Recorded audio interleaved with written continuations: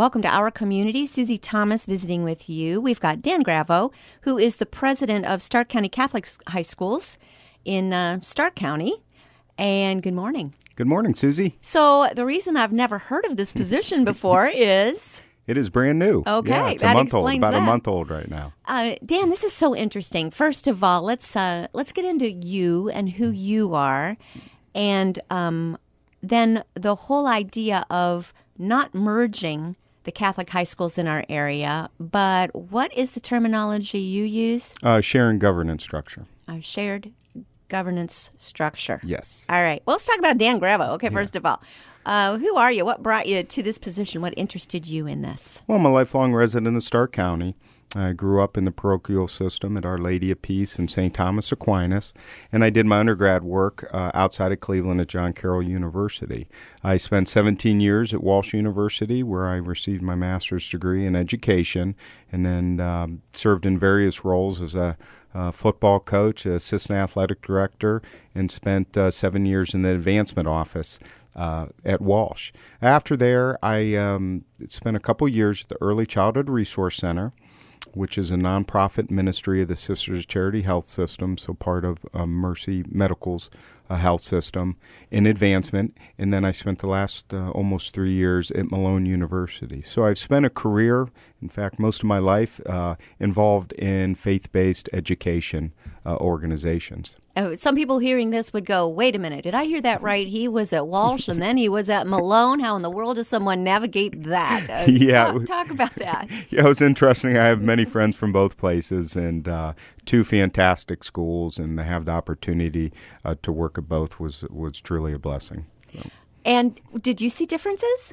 They're very similar. There's some differences, but both schools are filled with great people that are focused on the right things. And as I would tell people at both schools, are more similar than they would probably like to admit. So it's fierce rivals. So you were not a corporate spy by any means. No, not at all. So yeah.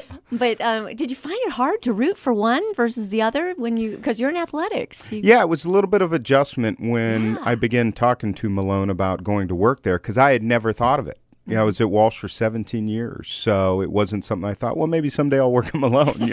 I was focused on the Cavalier side, especially like you had mentioned in athletics. So I was part of that fierce rivalry on the athletic field. But once I got on campus at Malone and walked around and met some of the people, it was pretty easy transition after that. I have some good friends that still coach at Walsh, so those athletic events were a little awkward because I wanted to see them do well, but I really wanted to win. So it was a conflict of emotions at those events. But personally, when we go to games, and my husband, a Walsh graduate, is passing all of his cousins, Walsh graduates, as they sit on the Walsh side, and we go over to the Malone side. It's that awkward pause. Yeah, absolutely. That pregnant pause. Yeah, absolutely. So, but again, both terrific schools. But let's talk a little bit. I mean, it is a friendly rivalry, and that's going to get us where we're going with the combining of St. Thomas Aquinas and Central as well. It's a friendly rivalry, isn't it? It is, and it's on the athletic field, but talking with both staffs, the teachers, administrations, they're largely focused on what happens in their school. And I think everyone sees the big picture of what's best for Catholic education in Stark County. And I've been very pleased and happy that is everyone's focused. They're going to play on the 14th in football. And, both teams are going to try like heck to win. So I don't know that there is a greater rivalry. We'll go at the college level and then the high school level. I mean, the Malone-Walsh game, that's the epitome. If you can win that one, doesn't matter what you've done the rest of the season. Absolutely. What about St. Thomas Aquinas and Central Catholic as well? It's very similar. The rivalries truly mirror each other because it is big. If you're having a poor year, but you're able to win that game, it's what you'll look back on. Well, we beat St. Thomas, or well, we beat Central. Last year, Central wins a state championship, which is great. That was awesome. Tremendous season by them, but they lost to St. Thomas. So what I hear from the Central side is we're state champions, and then I hear from St. Thomas, well, they still couldn't beat us. So it's great. We beat the state champions. Yeah, so it's great. And again, tremendous rivalry, and it's a lot of fun. What color are you going to wear? And I know by the time this airs, this game will be over. What color did you wear last Thursday? Well, it's going to be blue, orange, red, anything but green, white, black, or gold is what I will wear, and will have worn to the game. So let's talk a little bit about the importance of faith-based education and the merging of faith and academics and approaching everything from a faith base. Why is that important? Well, it's what differentiates those two high schools from the other outstanding public schools that are in Stark County, is that faith is incorporated in everything we do. And we feel that is the most important part of those two high schools. Your faith formation outside of the home. Obviously, you're still experiencing that in your home, but then we'll continue that formation in the schools, and that is the mission. We believe that it helps in character development. Service is at the top of our list in our mission of both schools, serving others, and discipline. I think there's discipline in both schools that set them apart from the other schools in the county. I'm so impressed with the service part of that. And you really do see Catholic schools stepping up and incorporating that into the curriculum. That service isn't just something that the students are doing extracurricular, it's part of the curriculum. Why is that so important? Well, and it's expected, and we ingrain them that, as we look to emulate Christ and how he lived his life, which was service and serving others. And that's, as two Christ-centered environments, that is just ingrained in them and in us, that's just to become expected to help others. And that's the basis of our curriculum. From your position, are you going to get to know students well, individual students, and get to see some of that, take flight? Yeah, and unfortunately I won't, like a faculty member or a full-time person that's in the schools. I split my time between the two schools. I won't be able to form as many relationships as I want, but absolutely already I've been able to interact with students. In fact, last Wednesday, I'll work with the students. We're going to serve lunch at St. Paul's before the big game. So it's an opportunity to be there with the students and staff members. As often as I can, I'm going to try to participate in those programs to get to know our students, because so far it's just been wonderful to meet some of these outstanding young people. How are Catholic schools doing in enrollment? It used to be almost expected. You went to a parish and you went to the Catholic school, and they had automatic feeders through the churches. Is that still the case, or how is enrollment in Catholic school? Well, I think it's something you can't take for granted. I wouldn't say it's expected anymore. Across the country, across the board, enrollment is down in both elementary and high schools. It's a huge focus of ours. The enrollment is lower than 10 years ago at both high schools, but it's a big focus for us to not take for granted that the students in elementary schools are going to continue on to the high school level.